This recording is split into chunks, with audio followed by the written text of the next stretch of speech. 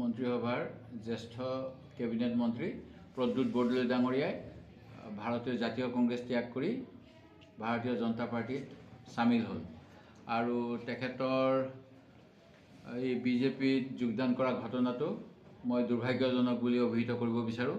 প্ৰায় 3 দশক জুৰি তেখেতে যেনেকৈ দলৰ প্ৰতি সেৱা আগবঢ়াইছিল ঠিক তেনেদৰে আমাৰ দলেও তেখেতক বহুখিনি সুযোগ সুবিধা দিছিল আৰু তাৰ পিছত তেখেতে আজি দল ত্যাগ কৰাটো মই খুব সহজভাৱে গ্ৰহণ কৰিব পৰা নাই।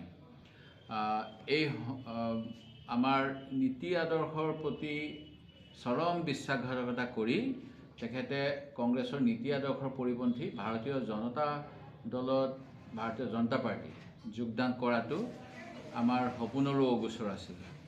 তেখেতে যি ধৰণেৰে এই কাম কৰিলে তাতকৈ পশ্চিমবংগৰ মমতা বেনাৰ্জী অথবা দাক্ষিণাত্যৰ অন্য কেতবোৰ নেতাৰ নিচিনাকৈ যিসকলে কংগ্ৰেছৰ লগত সহাৱস্থান কৰিব নোৱাৰি নিজাববীয়াকৈ বিজেপিৰ বিৰোধী ৰাজনৈতিক এটা স্থিতি গ্ৰহণ কৰিছিল, সেই স্থিতি গ্ৰহণ কৰা হ'লেও মই সুখী হ'লোহেঁতেন। অথবা তেখেতে যদি আমাৰ দলৰ প্ৰতি তেখেতৰ বৰ্তমান সময়ত কিছু বেয়া মনোভাৱ, তেনেস্থলত তেখেতে আমাৰ দল ত্যাগ কৰিলে নিশ্চিতভাৱে নিৰপেক্ষ অৱস্থান এটাও গ্ৰহণ কৰিব পাৰিলে হয়।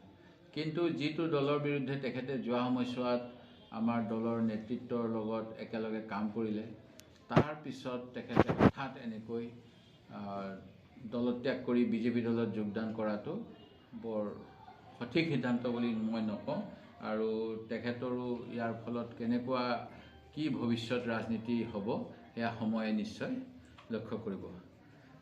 মোৰ ক্ষেত্ৰতো বহুত কথা ওলাই আছে, মুখ্যমন্ত্ৰী মহোদয়ে ভৱিষ্যতবাণী কৰি আছে বুলি মই শুনা পাইছোঁ।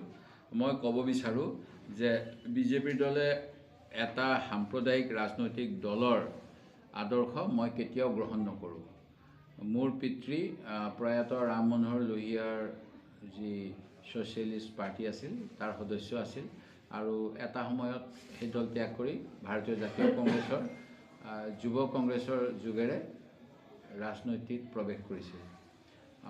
সেয়ে মই মোৰ অপচেষ্টা মই বিজেপিৰ দৰে যিটো সাম্প্ৰদায়িক দল, যিটোৱে সংবিধানখনকে সংশোধন কৰিব বিচাৰে নিজৰ স্বাৰ্থ সিদ্ধিৰ বাবে, এনে দলৰ প্ৰতি কেতিয়াও সমৰ্থন আগনবঢ়াওঁ।